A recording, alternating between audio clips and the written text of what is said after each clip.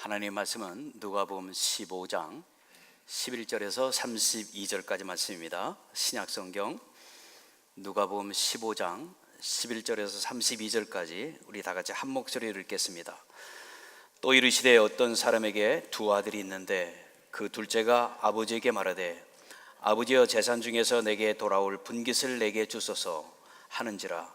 아버지가 그 살림을 각각 나눠 주었더니 그 며칠이 안 되어 둘째 아들이 재물을 다 모아가지고 먼 나라에 가 거기서 허랑방탕하여 그 재산을 낭비하더니 다 없앤 후 그 나라에 크게 흉년이 들어 그가 비로소 궁핍한지라. 가서 그 나라 백성 중 한 사람에게 붙여 사니 그가 그를 들러 보내어 돼지를 치게 하였는데 그가 돼지 먹는 쥐염 열매로 배를 채우고자 하되 주는 자가 없는지라. 이에 스스로 돌이켜 이르되 내 아버지에게는 양식이 풍족한 품꾼이 얼마나 많은가. 나는 여기서 주려 죽는구나. 내가 일어나 아버지께 가서 이르기를 아버지, 내가 하늘과 아버지께 죄를 지었사오니 지금부터는 아버지의 아들이라 일컬음을 감당하지 못하겠나이다. 나를 품꾼의 하나로 부소서 하리라 하고 이에 일어나서 아버지께로 돌아가니라.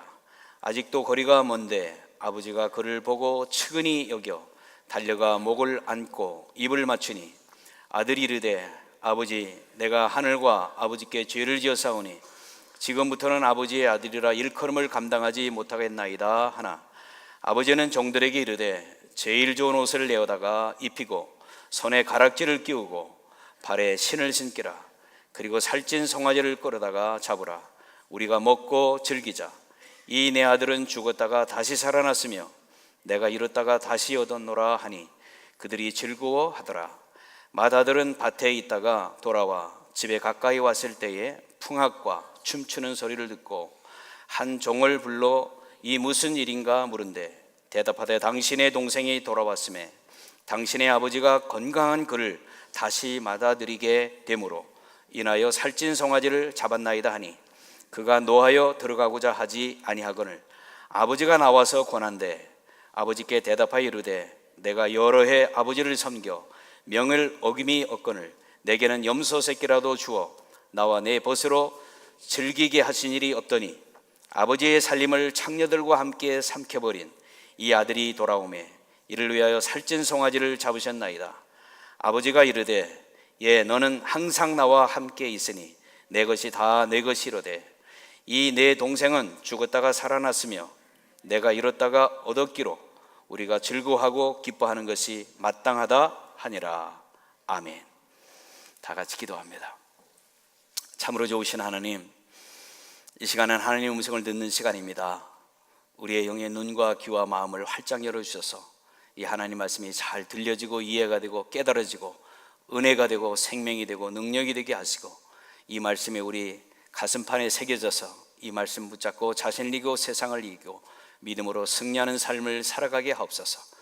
부족한 중에 모든 마음의 묵상과 모든 기도와 모든 말이 온전히 하나님 앞에 연락되기를 원하오며 예수님의 이름으로 기도하옵나이다. 아멘. 사순절에 우리는 누가복음을 묵상하고 있습니다. 오늘 누가복음 15장에 들어오면 아주 유명한 탕자의 비유가 등장합니다. 한 아버지가 두 아들이 있었는데 장남은 효자 중에 효자요.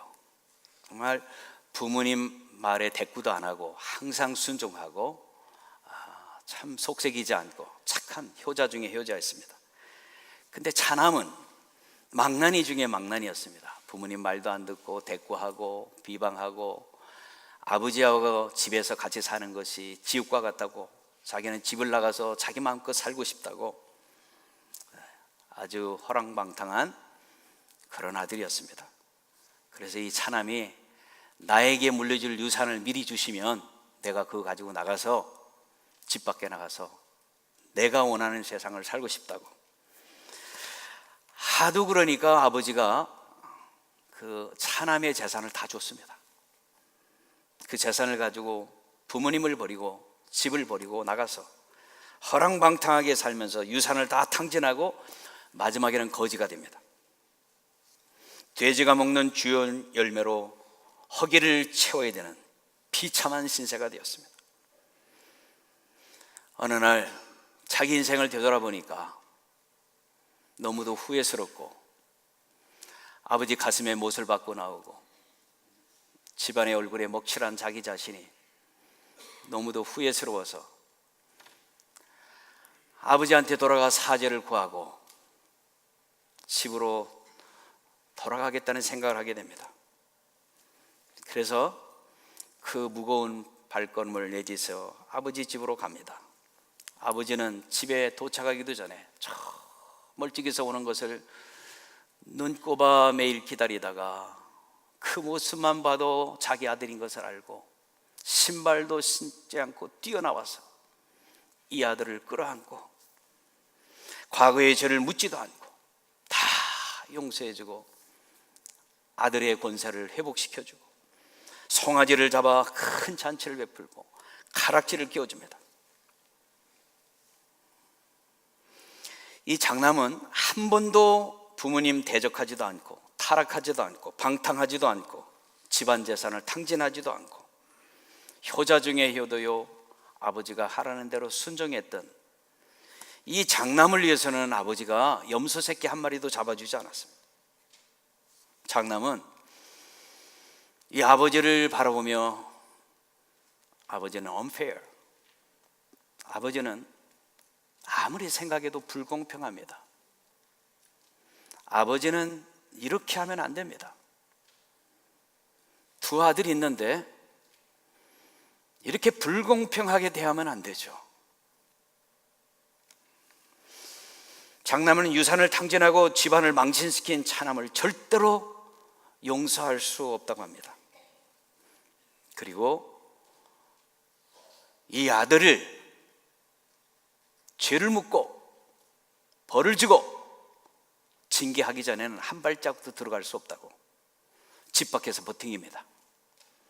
이게 오늘 본문의 이야기인데 오늘 본문에 우리 예수님의 이 명설교는 이 죄의 문제입니다. 누가 죄인인가? 누가 의인인가? 세상 사람들이 볼 때 이 차남은 죄인 중에 죄인이요 동네 사람이고 모든 사람이 다 죄인이라고 다 인정하고 자기 자신도 죄인이라고 인정합니다. 이 장남은 부모님과 모든 동네 사람들이 이구동성으로 정말 착한 여자요 의인 중에 의인이요 저런 사람은 천국이 없어도 천국을 만들어서 보내야 된다고 생각합니다. 그런데 이 두 아들이 하나님 앞에 딱 섰을 때 하나님은 뭐라고 할 것이냐는 거죠. 저와 여러분도 교회 나와서 이렇게 신앙생활을 하는데요, 자, 외모로 보면 신앙생활 잘하는 것 같고 크리스찬 같은데 정작 하나님 앞에 딱 섰을 때는 하나님은 나를 어떻게 평가할까요? 누가 죄인인가? 누가 진짜 의인인가? 하는 이 질문을 던집니다. 그리고 이 비유에 나오는 이 아버지는 완벽하게 불공평한 아버지입니다. 그러면 예수님은 도대체 어떤 설교를 하신 거죠? 오늘 본문에 보면 첫째로 차남인 탕자는 사람 앞에 죄인이었습니다. 그러나 하나님 앞에서는 의인이었다는 사실입니다. 충격적인 사건이에요. 오늘 본문 21절에 아들이 이르되 아버지 내가 하늘과 아버지께 죄를 지었사오니 지금부터는 아버지의 아들이라 일컬음을 감당하지 못하겠나이다. 이 차남은요 자기가 죄를 짓고 자기가 죄인인 걸 알아요. 자기 스스로 죄인이라고 인정합니다. 그리고 죄를 고백합니다. 그리고 자기 죄에 대해 절대로 변명하지 않습니다. 그리고 온 동네 사람도 다 압니다. 저 차남은 탕자다. 저 차남은 죄인 중에 죄인이다. 자신도 알고 모든 동네 사람들이 다 죄인이라고 합니다. 그래서 사람 앞에서 이 차남은 완벽한 죄인입니다. 그런데 이 차남이 아버지 앞에 와서 자기의 모든 죄를 인정하고 고백하고 용서를 구했는데 놀라운 일이 벌어집니다. 이 아버지가 이렇게 말합니다. 오늘 본문 22절 23절에 아버지는 종들에게 이르되 제일 좋은 옷을 내어다가 입히고 손에 가락지를 끼우고 발에 신을 신기라. 그리고 살찐 송아지를 끌어다가 잡으라. 우리가 먹고 즐기자. 자, 이거 천국잔치를 지금 말씀하고 있는데요, 예수님은 계속 천국에 대해 설교를 합니다. 천국에 대해서 계속 선곡하면서 이 천국잔치를 지금 말씀하고 있는 거예요. 그런데 이 천국잔치에 이 탕자 중에 탕자, 죄인 중에 죄인인 이 차남이 하나님 아들의 권세를 누리고 왕자로 등장합니다. 상상할 수 없는 일이 벌어지는 거예요. 세상 사람 누구도 이 차남이 천국에 들어갈 거는 꿈에도 생각하지 못해. 놀라운 일이 벌어져요. 하나님 아버지는 이 탕자인 차남을 죄인 취급하지 않고 천국의 왕자, 의인 취급합니다. 그래 천국잔치의 주인공으로 제일 좋은 옷을 입히고 손에 가락지를 끼우고 발에 신을 신기고 살찐 송아지를 잡아 천국잔치의 주인공으로 등장시킵니다.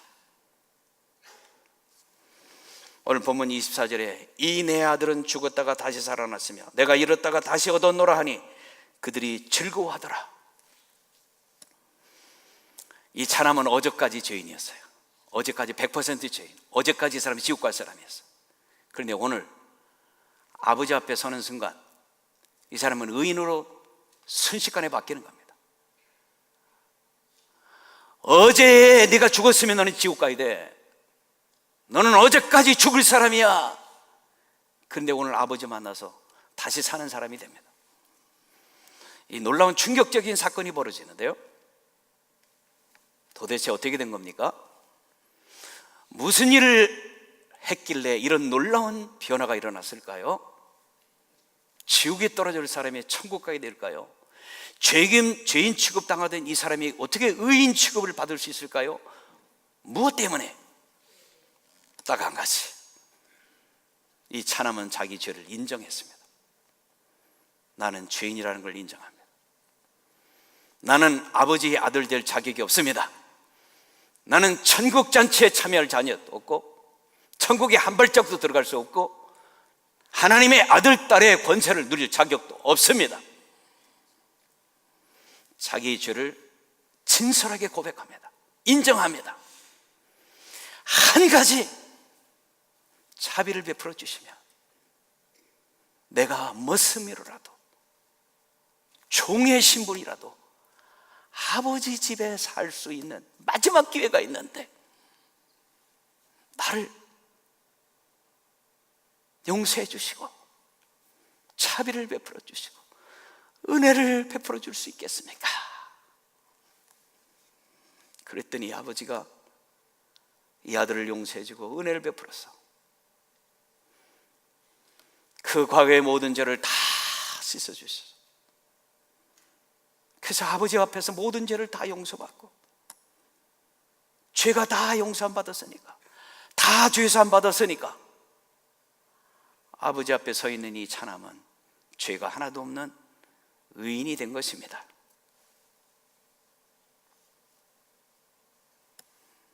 당시의 바리새인들은 의인 중에 의인이라고 생각했습니다. 천국에 들어가는 사람들 중에 3분의 2는 바리새인들이 다 들어갈 거라고 굳게 믿었습니다. 당시의 바리새인들은 탕자인 이 차남이 100% 지옥 갈 죄인이라고 100% 믿었어요. 당시의 유대인들은 탕자인 차남이 천국에 들어갈 확률은 0.00001%도 없다고 확신했습니다. 자, 놀라운 사건이 벌어집니다. 하나님은 어떤 분인가? 하나님의 이 무한대의 사랑, 무조건적인 사랑, 이 하나님의 넘치는 끝없는 사랑을 이스라엘 백성들이 가르쳐줘도 깨닫지를 못합니다. 선지자를 통해서 그렇게 외쳐도 깨닫지를 못합니다. 그래서 호세아서가 등장합니다. 호세아서를 통해서 하나님이 어떤 분인지를 보여줘요. 호세아서는 이 세상에 정말 인정받지 못하는 한 여자, 고멜이라는 여자가 등장합니다. 이 고멜은요, 누가 데려가지도 않는, 누가 어떤 남자도 데려가려고 하지 않는 정말 희망이 없는 여자예요. 그런데 당대의 최고의 사람인 이 호세아가 이 고멜을 아내로 받아줘요. 기적입니다, 기적. 그러면 이 고멜은 어떻게 살아야죠? 이 세상에 어떤 남자도 나를 데려가려고 하지 않는데 이 세상 최고의 남자가 자기를 아내로 맞아줬으니 감사하며 살아야 하잖아요. 자기 주제 파악도 못하고 바람이 났습니다. 바람 난 것뿐만 아니라 집까지 나갔어요. 이 남자 저 남자고 바람 나가지고 이름 모를 남자의 애를 낳아서 버려져서 길거리에 버리셨어요. 그런데 이 호세아는 속도 없이 온 동네를 다니며 고멜 어디 있냐고 외치고 다닙니다. 동네 사람들에게 우리 아내 고멜을 어디서 봤냐고. 모든 동네 사람들이 손가락질합니다. 미쳤다, 정신 나갔다, 저 바람난 여자 저걸 왜 찾아? 온 동네를 돌아다니며 고함치다가 길거리에 임신해서 버려진 자기 아내 고멜을 만나게 됩니다. 고멜이 자기 남편을 보고 할 말이 없습니다. 나는 여기서 마저 죽어도 할 말이 없다. 나는 당신 앞에 할 수 없는 죄를 졌다. 자기 죄를 고백합니다. 호세아는 묻지도 않고 그 모습 그대로 다 받아주고 용서해주고 집에 데려와서 그 애를 당장 떼라고 하지 않고 그 애를 낳게 합니다. 그 애를 낳아서 자기 호적에 올려 자기 아들로 기릅니다. 그러면 감사하며 살아야 하잖아요. 몇 날이 안 돼서 또 바람이 나 이름 모를 남자의 애를 임신하고 길거리에 또 버려집니다. 이 호세는 자존심도 없이 또 아내를 찾아 온 동네를 헤매며 그 아내를 또 집으로 데려와 애를 낳게 하고 그 자식을 호적에 올려서 자기 자식으로 기릅니다. 두 번 실수하시면 정신 차려야 되잖아요. 또 세 번째 집을 나가 바람 피우고 이름 모를 남자 애를 낳고 또 호세가 찾아서 집에 데려와 그 애를 낳아 호적에 올라 기릅니다. 만약에 개형경 사모가 저랬다면 나는 목사인데도 절대로 안 찾아갈 것 같아요. 자존심이 상해가지고 만약에 길거리에서 발견하면 구두발로 차버려.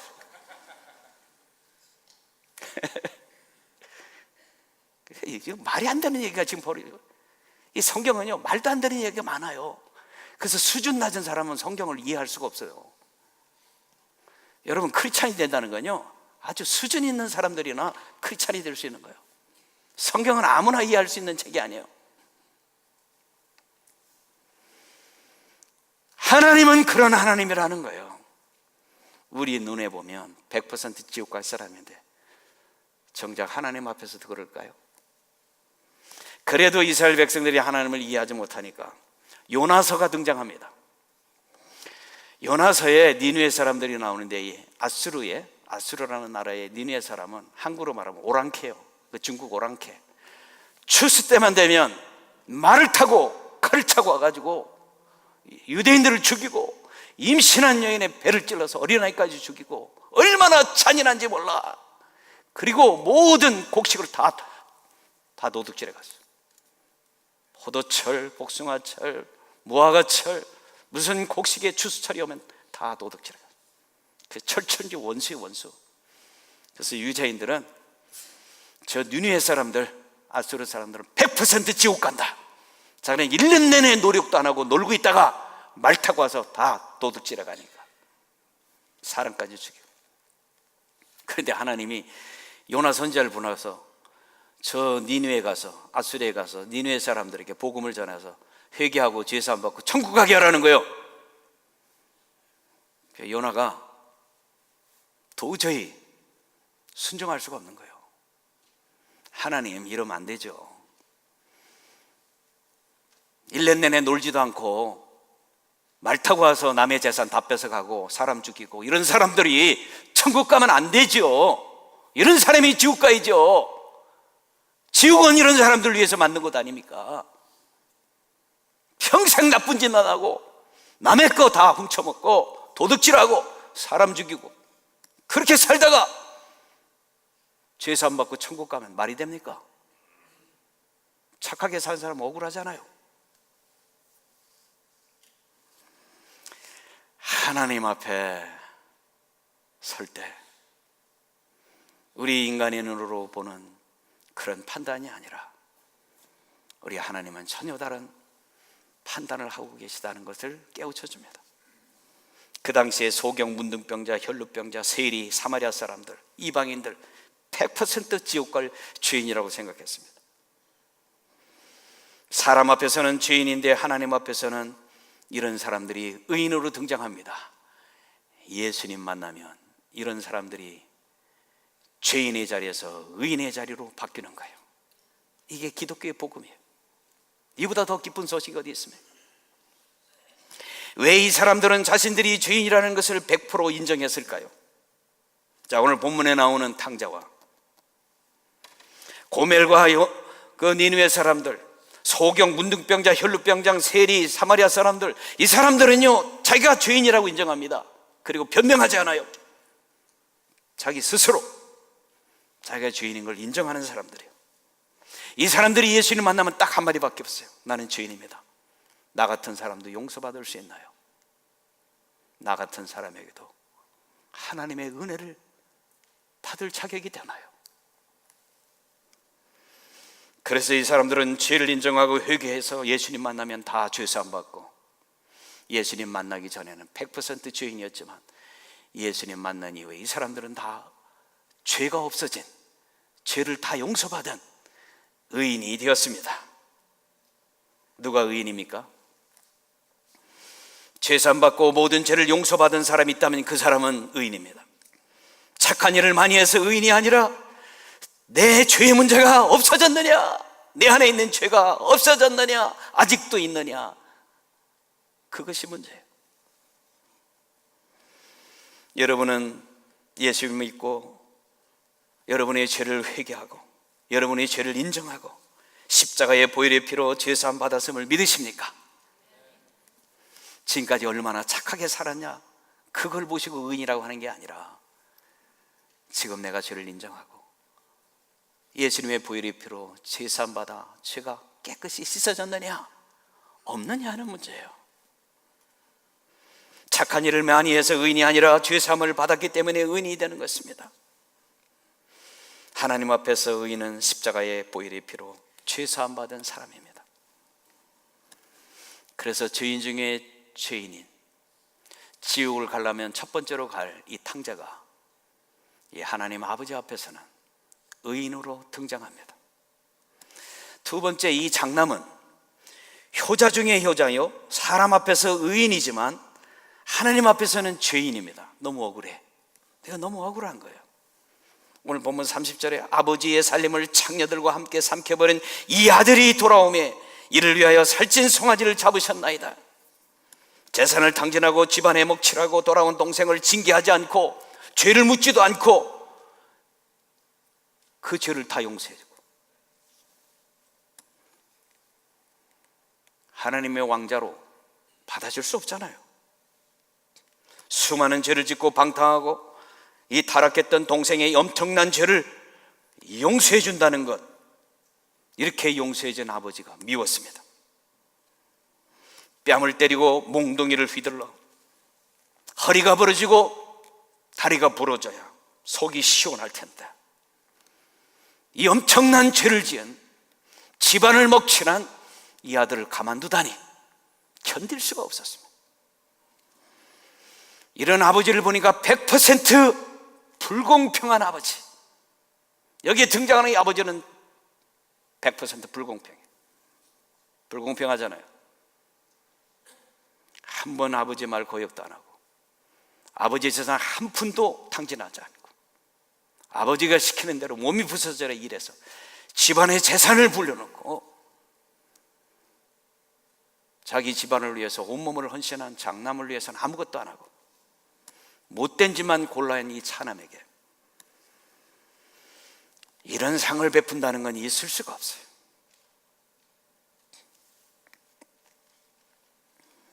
이 장남을 위해서는 머슴처럼 일을 시켜놓고 염소 새끼 한 마리도 잡아주지 않았다고 아버지에게 따집니다. 너무 불공평하다고, 아버지가 지금 하는 행동이 너무 불공평하다고, 도저히 나는 받아들일 수 없다고. 여러분, 설날 한국에서 잔치를 하면 온 가족이 다 모이죠. 우리도 팔남매니까 얼마나 많이 모이는지 몰라요. 이 나이 늙은 시어머니는 누가 모시죠? 장남이 모시죠. 그러면 맏며느리가 이 혼자인 시어머니를 매일 모시고 삽니다. 10년, 20년, 어떤 사람은 수십 년간 이 시어머니를 모시고 살아요. 설날이 되면 다른 자녀들이 설날 잔치한다고 다 몰려듭니다. 그러면 다른 며느리들이요, 시어머니 양말도 사오고 속옷도 사오고 선물을 사옵니다. 그러면 이 시어머니는 그 선물 하나씩 까면서 우리 둘째 며느리 최고라고, 셋째 며느리 최고라고 난리를 핍니다. 옆에서 보고 있던 맏며느리는 정말 화가 열불이 납니다. 설날 잔치 음식도 준비하지 않고 다 준비해 놓으면 아침에 살짝 나타나고, 며칠 전에 와서 음식 준비해야 될 거 아니에요. 임절미도 만들고 송편도 만들고 몸이 부서져라 설날 준비를 준비하고, 매일 시어머니를 돌보며 똥오줌을 가려내는 이 맏며느리는 거들떠보지도 않고 1년 내내 얼굴도 내보지 않은 둘째 셋째 며느리들이 와가지고 겨우 가져간 버선 한 컬레에 난리를 피고 양말 한 컬레에 난리를 피고, 이 맏며느리 마음이 어떻겠습니까? 열불이 날 거 아니에요. 화가 나지 않겠어요?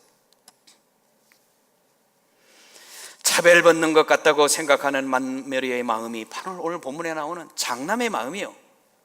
장남을 이렇게 생각하시면 돼. 장남이 그 똑같은 마음일 거예요. 오늘 본문에 나오는 아버지는 완벽한 불공평한 분입니다. 아버지가 이렇게 하면 안 되는 거예요.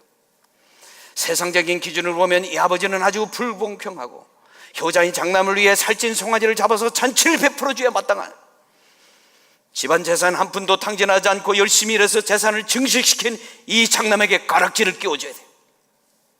가락지는 인감도장이요, 그 찍으면 다 자기 거예요. 그런데 이 차남은 자기 유산을 다 받았어요. 집에 남은 아버지 재산 전부는 누구 거예요? 장남 거예요. 장남 거잖아요. 그러면 이 가락지는 장남에게 줘야 되는 거예요. 당연한 겁니다. 그런데 이 가락지를 이 집안을 탕진한 차남에게 준다는 게 있을 수가 없어요. 동생은 이미 자기 유산을 받았고 유산을 챙길 권한이 하나도 없습니다. 집안을 목칠해서 벌받고 집에서 쫓겨나야 마땅한 사람. 아버지는 평생 한 푼도 탕진하지 않고 부모님께 순종한 장남을 왜 이렇게 매정하게 대하는 겁니까? 이게 기독교의 진리라는 것입니다. 장남은 방탕한 동생을 미워하고 증오했습니다. 장남은 세상적으로는 의인과 같은 착한 아들이요, 근데 그의 마음속에는 동생을 증오하는 죄가 가득한 죄인이에요. 천국 못 가는 거예요. 이 죄의 문제가 해결되기 전까지는 가락지를 받을 수가 없는 거예요. 이 재산이 장남한테 가야 되는데 못 가니까 어떻게 해? 차남에게 줄 수밖에. 장남은 방탕한 동생을 벌주지 않고 받아주는 아버지를 미워하고 증오했습니다. 동생만 미워하는 게 아니라 아버지까지 미워하고 증오해요. 지금 아버지 앞에 두 아들이 서 있습니다. 장남과 차남. 어제까지만 해도 장남은 의인처럼 보였고 차남은 죄인 중에 죄인이었는데, 오늘 아버지 앞에 선 이 두 아들은 완전히 딴 사람이 되어 있습니다. 누가 죄인입니까? 누가 의인입니까? 탕자의 차남은 자신의 모든 죄를 인정하고 회개하고 아버지께 용서받아 죄가 없어진 죄사함 받은 의인으로 지금 서 있습니다. 장남은 동생과 아버지를 증오하는 죄가 가득한 죄인으로 서 있습니다. 그래서 아버지가 집을 나가 이 장남에게 애원합니다. 잃어버렸던 네 동생이 돌아왔는데 받아줄 수 없겠니? 용서해 줄 수 없겠니? 그래도 같은 혈육을 나눴는데 좀 용서해 주면 안 되겠니? 우리 집안에 두 아들이 있는데 평생 원수로 사는 것이 그렇게 좋으냐? 너 평생 네 동생을 저주하고 미워하고 원수로 살고 싶으냐? 그러면 네 화를 풀기 위해서 내가 몽둥이로 네 동생을 때려 다리를 부러뜨려 평생 쩔뚝거리는 쩔눈마리를 만들어 놓아야 네가 속이 시원하겠냐? 평생 동생이 절뚝거리며 병신으로 사는 그 모습을 보는 것이 네 소원이냐? 한 피를 나눈 형제간에 이렇게 원수로 살아서 되겠냐?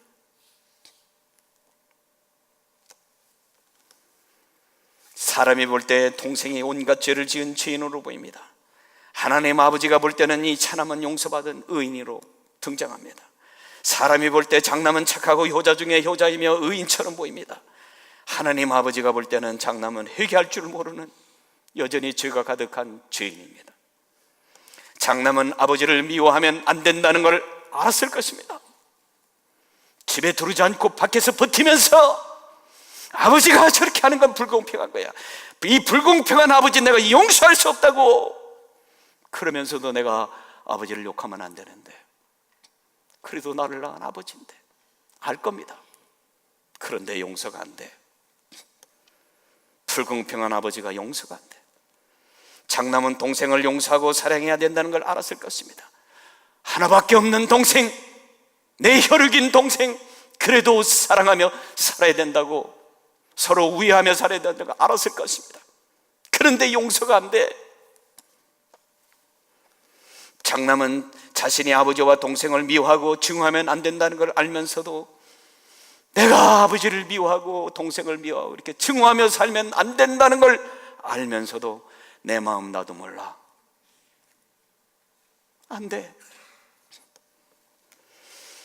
장남은 얼른 달려가서 동생을 끌어안고 집에 잘 돌아왔다고 환영해 줘야 되는데, 장남으로 그래도 혈육인 동생이 돌아왔다고 허그해주고 환영해줘야 되는데 알면서도 안 돼. 장남은 멀찍이서 동생의 환영 잔치를 베풀며 떠들썩한 아버지의 집을 바라보며 저 집에 들어가긴 들어가야 되는데 한 발자국도 움직일 수가 없어요. 밖에서 그냥 머뭇거리고 있습니다. 장남은 아버지 집으로 가야 하는데 발길이 떨어지지 않는 것입니다. 왜? 이 얄팍한 자존심 때문에. 내가 먼저 손 내밀지 못하고, 내가 먼저 용서하지 못하고, 내가 먼저 웃음 주지 못하고 이렇게 머뭇거리고 있네. 이 장남이 집 밖에서 머뭇거리는 거예요. 내가 이러면 안 되는데, 내가 아버지한테 이러면 안 되는데, 내가 동생한테 이러면 안 되는데 내 마음 나도 몰라 발길이 움직이지 않는 거예요. 오 간교한 나의 입술이여, 오 교만한 나의 마음이여, 왜 나의 입은 사랑을 말하면서, 왜 나의 마음은 화해를 말하면서, 왜 주님 앞에 몸둘 바모른 채 나는 이렇게 흐느껴 울며 이렇게 밖에서 서성해야 되는가? 화면 좀 띄워보세요. 우리 다 같이 한번 찬양합시다. 내가 먼저 섬겨주지 못하고, 내가 먼저 섬겨주지 못하고, 내가 먼저 이해하지 못하고, 내가 먼저 높여주지 못하고 이렇게 고집 부리고 있네. 그가 먼저 섬겨주길 원했고, 그가 먼저 이해하길 원했고, 그가 먼저 높여주길 원했네. 나는 어찌된 사람인가. 오 추악한 나의 욕심이여, 오 서글픈 나의 자존심이여, 왜 나의 입은 사랑을 말하면서, 왜 나의 마음은 화해를 말하면서, 왜 내가 먼저 져줄 수 없는가, 왜 내가 먼저 손해볼 수 없는가. 오늘 나는 주님 앞에서 몸둘 바 모른 채 이렇게 흐느끼며 서 있네. 어찌할 수 없는 이 맘을 주님께 맡긴 채로, 이 장남처럼 자존심 때문에 머뭇거리고 있지는 않습니까?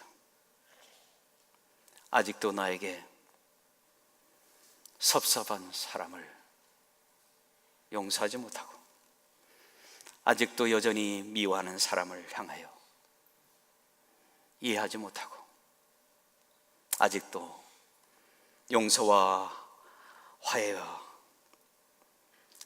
사랑을 실천하지 못하고 머뭇머뭇거리는 이 장남의 모습이 저와 여러분의 모습이 아닐까요? 그래서 아버지는 밖에 나가 이 장남에게 애원을 합니다. 눈물을 흘리며 애원을 했을 것입니다. 아버지가 밖에 나가서 이 장남을 어떻게 설득했을까요? 성경에는 여기서부터 기록이 없습니다. 제가 상상의 나래를 펴봅니다. 아버지는 밖에 나가 장남의 바지랭이를 붙잡고, 네 동생의 죄를 내가 대신 받으면 안 되겠니? 동생에게 때리고 싶은 뺨을 나에게 때리면 안 되겠니? 동생에게 내리치고 싶은 그 몽둥이를 내가 대신 맞으면 안 되겠니? 너 끝까지 고집피고 네 동생을 두들겨 패서 다리를 부러뜨리고 평생 쩔뚝거리며 사는 그 모습 보고 살아야 속이 시원하겠니?